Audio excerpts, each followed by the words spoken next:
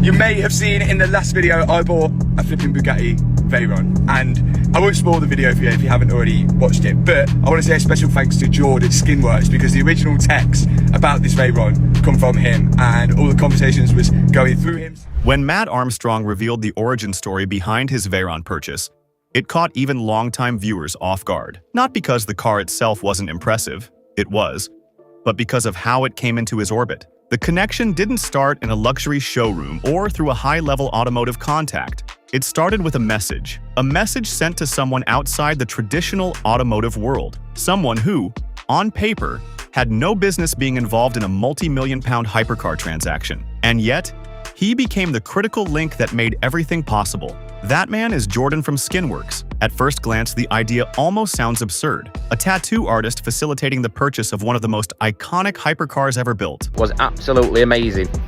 To be talking about a car like a Bugatti Veyron, well, I thought that was well out of our league. After a couple of weeks of back and forth, doing the deal, passing information here, there and everywhere, when the deal finally come off, we were amazed. What a feeling.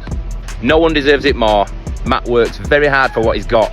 He is non-stop. There literally isn't enough hours in the day for him to get in what he needs to do. A machine like the Bugatti Veyron isn't supposed to move through informal networks. These cars exist in a rarefied ecosystem. Auction houses, collectors, private brokers, everything is structured, documented, controlled. But this deal didn't follow any of those rules. It unfolded quietly through trust, timing, and relentless coordination behind the scenes. Jordan wasn't just a passive middleman. He was the origin point. Someone with knowledge of a repossessed Veyron reached out to him first. That detail matters, because it tells you something about reputation. Somewhere along the line, Jordan became known as someone connected enough to bridge worlds, someone who could take an opportunity and place it in front of the right person. And when that message came through, he immediately recognized what it was. This wasn't just a broken car. This was a moment, and he knew exactly who needed to see it. From that point forward, the deal became a slow burn.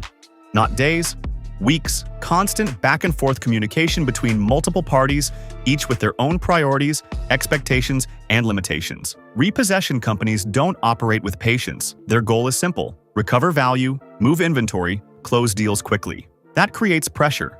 If a buyer hesitates, the opportunity disappears. Someone else steps in, the window closes, and at that exact moment, Matt Armstrong wasn't even in a position to act immediately. He was in Miami, deep into another high-stakes project, rebuilding a crashed Chiron, physically removed from the Veyron, unable to inspect it in person, forced to rely almost entirely on second-hand information. That's where Jordan's role became critical. He became the eyes, the ears, and the voice in the middle of the deal. Every detail, condition reports, pricing discussions, logistical constraints, flowed through him. He wasn't just passing along messages, he was maintaining momentum, keeping both sides engaged, ensuring that the deal didn't collapse under the weight of uncertainty.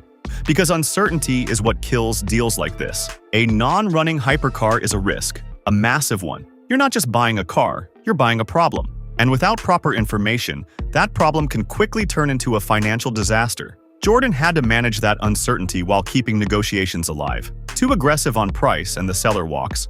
Too passive, and someone else steps in. It's a balancing act that requires instinct more than expertise, and that's what makes this story so compelling. Jordan isn't a trained automotive negotiator.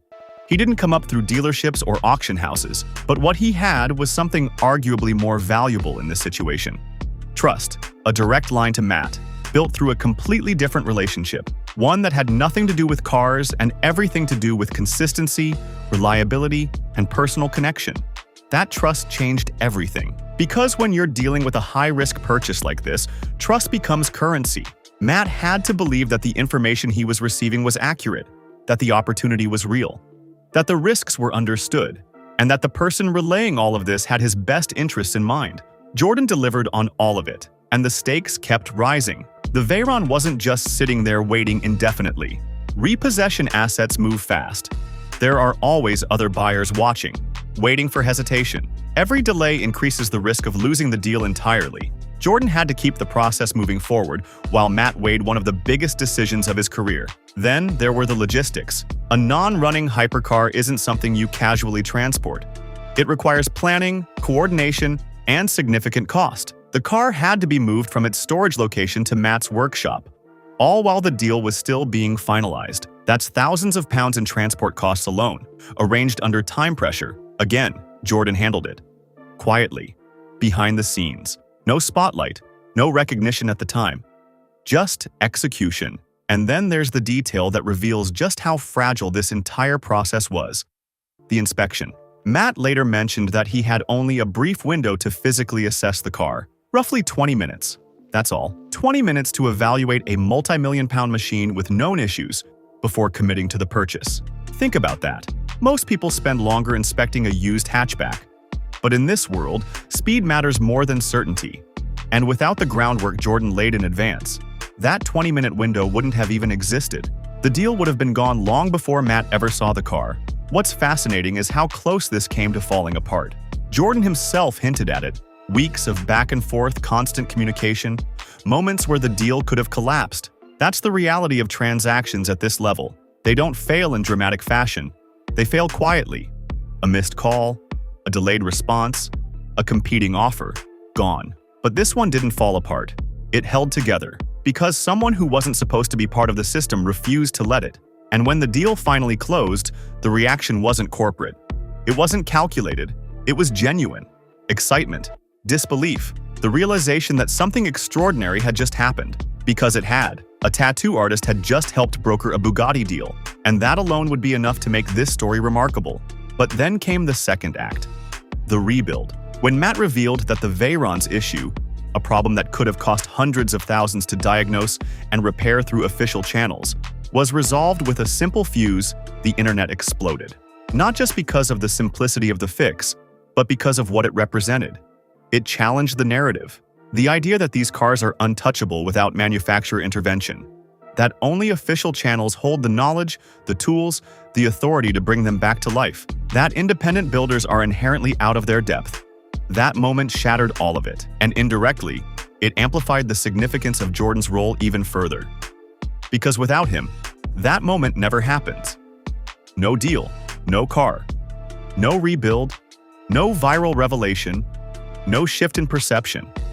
That's the hidden weight of what he did, and it raises a bigger question about how opportunities actually move in the modern automotive world.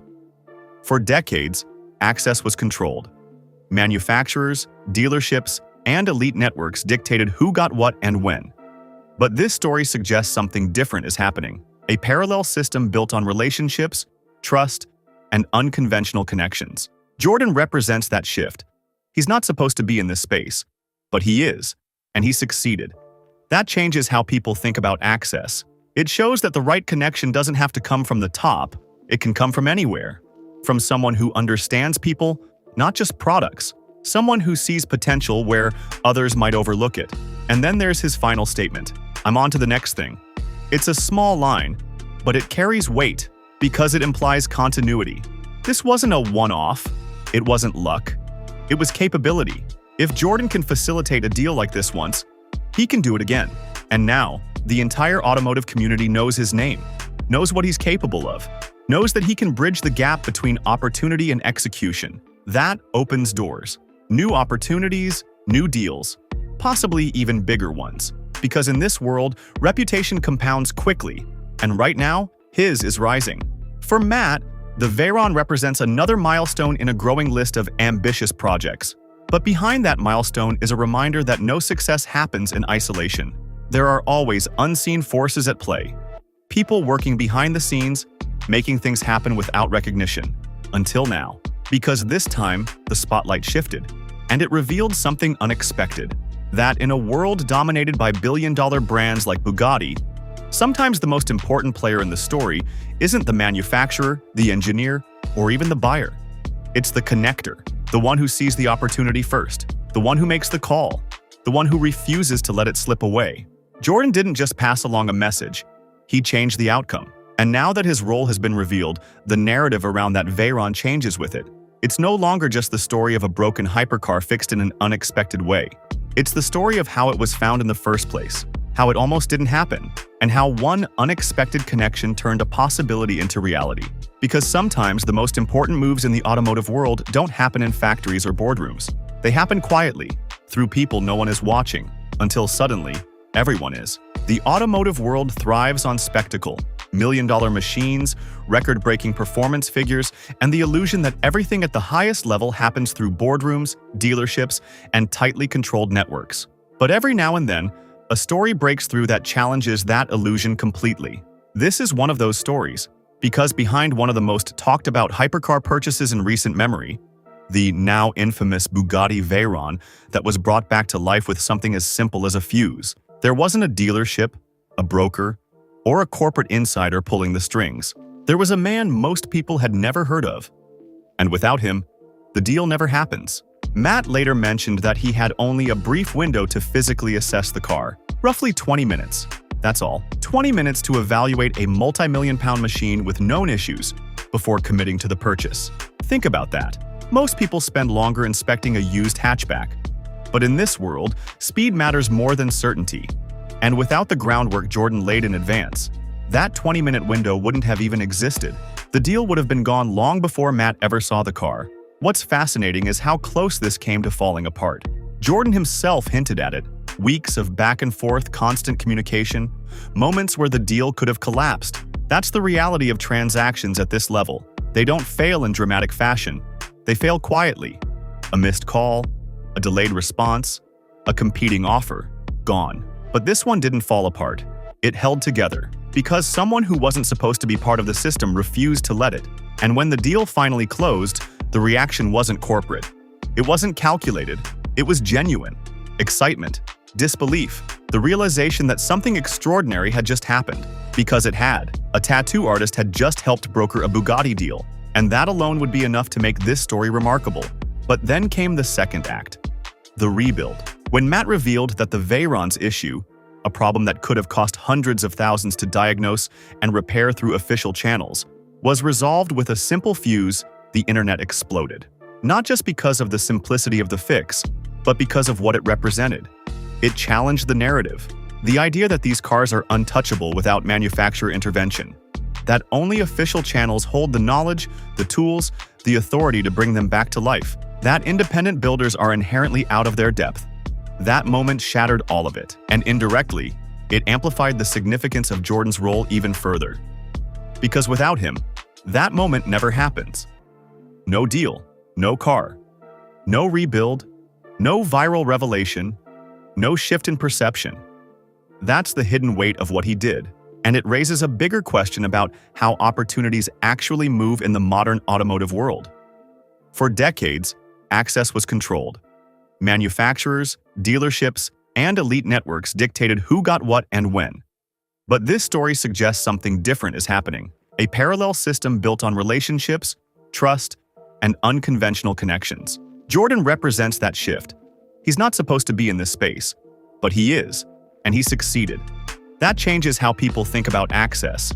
It shows that the right connection doesn't have to come from the top, it can come from anywhere. From someone who understands people, not just products. Someone who sees potential where others might overlook it. And then there's his final statement. I'm on to the next thing. It's a small line, but it carries weight because it implies continuity. This wasn't a one-off. It wasn't luck. It was capability. If Jordan can facilitate a deal like this once, he can do it again. And now, the entire automotive community knows his name, knows what he's capable of, knows that he can bridge the gap between opportunity and execution. That opens doors. New opportunities, new deals, possibly even bigger ones. Because in this world, reputation compounds quickly, and right now, his is rising. For Matt, the Veyron represents another milestone in a growing list of ambitious projects. But behind that milestone is a reminder that no success happens in isolation. There are always unseen forces at play. People working behind the scenes, making things happen without recognition. Until now. Because this time, the spotlight shifted, and it revealed something unexpected. That in a world dominated by billion-dollar brands like Bugatti, sometimes the most important player in the story isn't the manufacturer, the engineer, or even the buyer. It's the connector, the one who sees the opportunity first, the one who makes the call, the one who refuses to let it slip away. Jordan didn't just pass along a message, he changed the outcome. And now that his role has been revealed, the narrative around that Veyron changes with it. It's no longer just the story of a broken hypercar fixed in an unexpected way. It's the story of how it was found in the first place, how it almost didn't happen, and how one unexpected connection turned a possibility into reality. Because sometimes the most important moves in the automotive world don't happen in factories or boardrooms. They happen quietly, through people no one is watching, until suddenly, everyone is. The automotive world thrives on spectacle, million-dollar machines, record-breaking performance figures, and the illusion that everything at the highest level happens through boardrooms, dealerships, and tightly controlled networks. But every now and then, a story breaks through that challenges that illusion completely. This is one of those stories, because behind one of the most talked-about hypercar purchases in recent memory, the now infamous Bugatti Veyron that was brought back to life with something as simple as a fuse, there wasn't a dealership, a broker, or a corporate insider pulling the strings. There was a man most people had never heard of. And without him, the deal never happens.